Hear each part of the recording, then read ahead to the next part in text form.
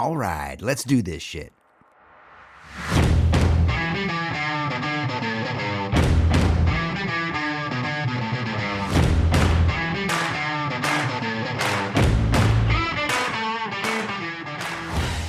Howdy and welcome. I'm James Victoria, and you are in the right place because this is The Right Questions, the podcast designed to help you get paid to do what you love.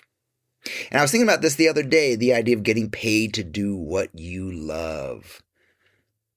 The basis of that idea is that we all want to be seen and heard and loved. And professionally, that means appreciated or paid for what we do. And I can't imagine life without that, without being appreciated for what we do or loved for what we do. You know, just waking up and going, oh, I guess I got to go to work. Mwah. I mean, just make coffee. Mwah. Right? Because then all you're doing is living for 1 hour a day. Do you know that? You're living for 1 hour a day. You're living for happy hour. The saddest hour is actually happy hour. So that brings us to the idea, the concept, the theme of this podcast, of today's podcast.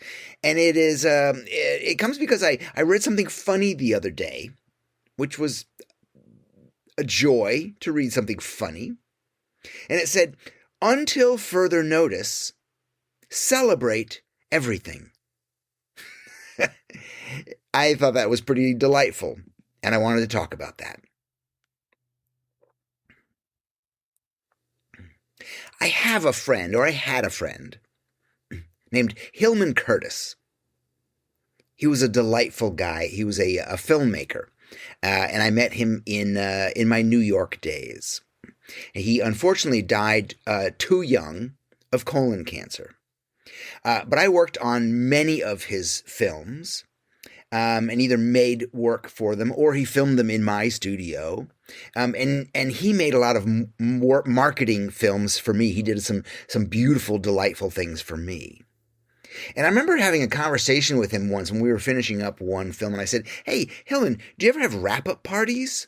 Because I'd never been to one, and I was hoping I wasn't being left out, right? You know, a wrap-up party after a film, after a project. It's when you finalize the project and you let everyone breathe a sigh of relief and reminisce and celebrate together. And he said, no. And I thought that was kind of funny. You know, I don't want to think about it too hard because I will share why in a bit, but I thought that was kind of funny. But he was basically already on to the next thing. He said, no, I just finished this one, and then I'm his mind is already on the next film. So he didn't celebrate his films. He didn't celebrate his work. And by proxy, that means he didn't celebrate himself. And like Hillman, most of us tend to work without stopping, right? We work without stopping, and then we move on immediately to the next item of our never-ending list of tasks to be completed. You know, as soon as we get this thing done, we're on to the next thing. And I do that too. I've got my to-do list, and I love crunching my way through it. But these habits, especially with work and projects, they push our bodies and our minds too much. You know, and over time, it makes us enjoy work less. You know, I'm working with a new coaching client who is a podiatrist of all professions. And you know what I'm doing for him? I'm helping him to learn again what he loved about podiatristing. What he loved about helping people. Right? Because when we get so used to it and it becomes a job, we get decreased productivity. We get a lack of satisfaction in our work. We can't see it clearly anymore. We're up to our gills in ourself. And this can lead to feeling numbness and even depression. And I got to tell you, me too. Right? Me too. It's hard for me to celebrate. It's hard for me to celebrate. I don't celebrate my birthday. right? I don't tell people. I don't like celebrations. I don't like, when people make a huff. I celebrate other people's birthdays. I make a big deal of other people's birthdays. I also don't celebrate my work, right? I don't brag enough. But here, maybe even brag is the wrong word. Because I make excellent fucking work. I always have. I am a consistent mofo doing super good work. But I don't celebrate it. I don't talk about it. I just want to move on to the next thing. I forget to breathe. I forget to enjoy what I've done.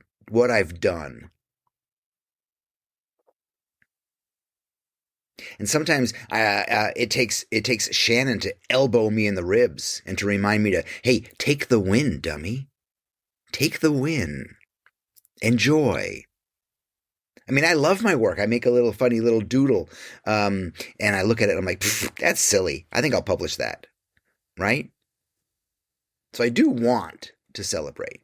And I think we should celebrate everything. I mean, celebrate everything. We celebrate the good and we celebrate the bad.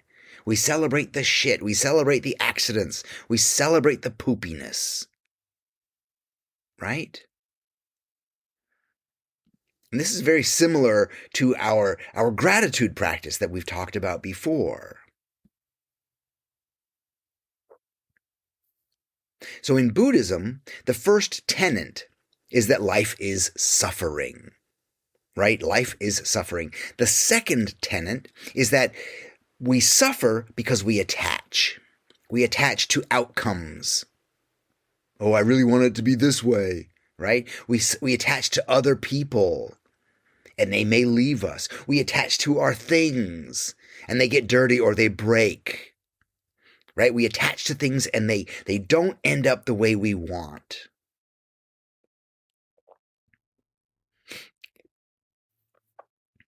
So if we can attach less and not see things as good or bad, and not see things as failure, and learn to celebrate that, we will suffer less. If we can see failure and success both as imposters, right? And that is me paraphrasing Rudyard Kipling in his poem If. If you haven't read the whole poem, it's a shorty, but it's a good one. Rudyard Kipling. And in it there are just two beautiful lines, and it says, if you can meet triumph and disaster, and treat those two imposters just the same. So that's what we're talking about. If we can treat things that everything just is, it ain't good, it ain't bad, then we attach less to the bad. So why? Why do we want to celebrate everything? First of all, it's the best way to introduce a new habit. Right? What worse way is there? Hey, I'm going to introduce you to a new habit. Yeah, what is it? Celebrating. Oh, cool. See? So when we have something to look forward to, or look ahead to, it increases our hopefulness and our optimism. For example, a sink full of dishes. Right? Sink full of dishes is on my mind. So what I do is I need to find the time. I create the time during the day. I promise myself, I look at the pile and I go, hey, you're not going to be so bad. I'm trying to celebrate that. I find the time when I can play there. Like, I'm going to do it before the gym, I'm going to do it after the gym, I'm going to do it right now, right? I find the time where I can play. And I literally put on my dishwashing music. It might be U2 or Springsteen or something, I don't know. And I do the job with play and fun, not as a fucking chore. I try to celebrate it. And say, hey, this isn't a drag on my time. This is what I do. This is what I love, and I love completing a job and doing a good job. Right now, you're thinking, oh man, I wish James Victori could be my mentor, my guru. Hell, I wish he was my coach. Well, you can make that happen. Go to yourworkisagift.com. There's a questionnaire that will probably help you out, but it'll also give you access to a free call. So let's talk. Let's free you from overwhelm and creative frustration. Let's build your business and help you get paid to do what you love. Again, go to yourworkisagift.com. Let's talk. I try to find the high vibration, right? We want good vibes. I will try to find the high vibration feelings everywhere. I want them. Because that's where we want our emotions to be, in the high vibe. We want to be vibrant. We want to be high tone, whatever you want to call it. And another reason is to raise our appreciation of everything. I had a shrink for a summer when I was about 28 or 29. And this woman was a big time New York City cognitive therapist. I mean, she published books and was on TV and super expensive. And she really helped me reframe a lot of my thinking. And she totally pegged me one day. And I was sitting in her office, and I forget what we were talking about. We were probably talking about an idea similar to what we're talking about right now. And she totally pegged me, and she said, hey, if I said, I liked your shoes, what would you say? And I was like, I immediately apologized that they were not shiny or they were not this or that. And I had very cool cowboy boots on. I always did, which is not usual for New York City. So she was trying to teach me that I could accept a compliment and take the win, dummy. Accept that my boots were cool. Accept that I was okay.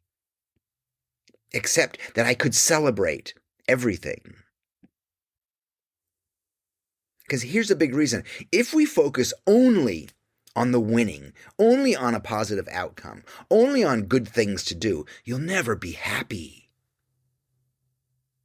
The reward, the money, the fame, the whatever will never be enough. You just go on to the next thing. And it will all become dull. So even further than that, focusing and celebrating only on the winning, only on the if you win, means not focusing on the work, not focusing on the process. The process becomes secondary, and we learn to hate the process. We learn to hate doing the dishes. That's why we loathe Monday. We don't look forward to Monday, so we have a terrible Sunday. And then thank God for Friday. And where's my fucking happy hour? Right? Our lives become a dullness between the highs of maybe a payday. And for really good, really smart, really aware, really conscious artists, writers, scientists, whomever, human beings, the process and the process of creation is the reward. The ups and the downs, the messes, the spills. I mean, shit, for an artist, messes and spills, accidents can be part of the process, can be part of the end result, right? So the process of learning and growing and all the intermittent victories and defeats, those are the reward. Learn to enjoy the struggle. So celebrating the losses and the goofs and the fails, those are about taking a beat, taking a moment to notice all the stuff in your life, the good and the bad, right? It can also be a reminder of our talents and our abilities and our skills and our damn persistence. So with these little failures, we're like, hey, I didn't get it today, but I'm still on that path. Yay, me. Go James. So drawing on those things can motivate us to keep working towards our goals. This is not failure. This is where I am. Right? We have no friends. We have no enemies. We only have teachers. And we have to learn from all of these moments. And celebrations can help us even heal. Because pain and fear and suffering, that can't exist at the same time that we choose to be happy, right? Our happiness defeats it all the time. So celebrating is actually a brave thing to do. It's an act of defiance where we choose happiness, we choose mental health for just a little bit of time. Say, nope, I'm taking this one for me. And celebrating the poopiness, it's also a way to buffer ourselves against the sadness. Right? We preempt it by celebrating. Hey, shit's going to happen. Let's go. This may not work. Yeehaw. So we buffer ourselves against sadness or letdown. And then therefore we build up a resistance. And these mini celebrations can fluff up our positive emotions and make it easier for us to manage the daily challenges that most of us have to face all the time. And these small daily challenges can cause major stress. I know, been there, done that, yada, yada, yada. So stress and illness, even depression, can come from us not celebrating and just letting failure be failure. And it's these little things. It's celebrating the little things. It's learning how to do that. That's it right now. Celebrate the little things because that helps pave the way for bigger celebrations. How do you celebrate? We all have our own ways, right? For me, it's just acknowledge it. Just acknowledge it. Hey, fuck, that's a nice little doodle. Oh, shit, that didn't work. Let me try it again. Bada bada boom, right? Let's just go again. Okay, that didn't work. I've gotten very good at high-fiving myself and my invisible crew of homie supporters, right? Like, dude, like you, high five. All right, James. Did it. Next. And it's also understanding that any failure or what you get or didn't get, whatever your outcome happened, all these things are shepherding you for something else. Even if that something else is having to leave the nest or to try something new or losing a mate or a friend. Again, we got to understand that all of these things are pushing us towards whom we have to be. And there is no good and there is no bad. It's all a gift and it's all for you. And I think William Shakespeare puts it best when he says, there is nothing either good or bad, but thinking makes it so. So it's all about our attitude. It's all about our perspective.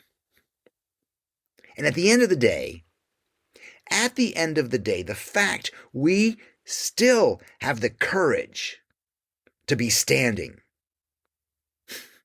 that's reason enough to celebrate. Hey, that was a good podcast, James. Why? Thank you, James. High five.